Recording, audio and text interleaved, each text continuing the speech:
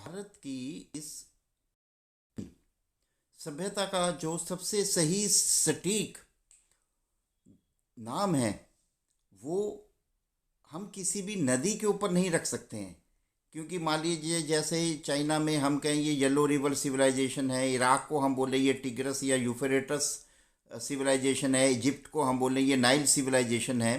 तो कभी भी जो नामकरण है वो नदी के नाम पर नहीं होता, लेकिन अगर जो वहाँ की जगह है जिसे उस समय खोदा गया, जैसे मान लीजिए अब इराक में हमने सुमेर को खोदा उस समय, तो उसे हम सुमेर सभ्यता के नाम से जानते हैं। वैसे ही हमारे को यहाँ हिंदू भारत की इस प्राचीन सभ्यता को जब खोदा गया, तो उसका नामकरण जो हड़प्पा कर दिया गया वो थोड़ा सा अब रिवाइज हिस्ट्री के हिसाब से उसको रिवीजन की ज़रूरत है। क्योंकि हमने ये जाना कि सबसे पहले 1856 पर जब अलेक्जेंडर कुनिंगम ने हड़प्पा को खोदा और उस साइट को जाना, तो उन्होंने उसको एक भारत की प्राचीन सभ्यता का नाम नहीं दिया, उसको वो समझ नहीं पाए उसको, और वो उसको एक बुद्धिस्ट सिविलाइजेशन लेट से उसको वो तकरीबन 500 बीसी के करीब की civilisation, Buddhist civilisation 300 BC 200 BC के करीब उसको समझते रहे, और वो उसका जो प्राचीन महत्व था वो नहीं जान पाए। तो इसलिए हड़प्पा को हम ये क्रेडिट नहीं दे सकते।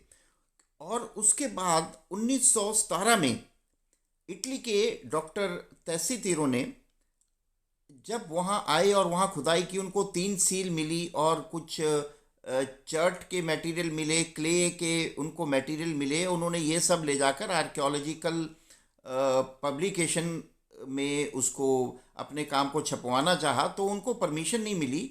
और उस समय की जो अंग्रेज सरकार थी, उन्होंने उनको परमिशन नहीं दी, और उसके 2 साल में 1919 में ही उनकी जो मृत्यु को प्राप्त हो गए।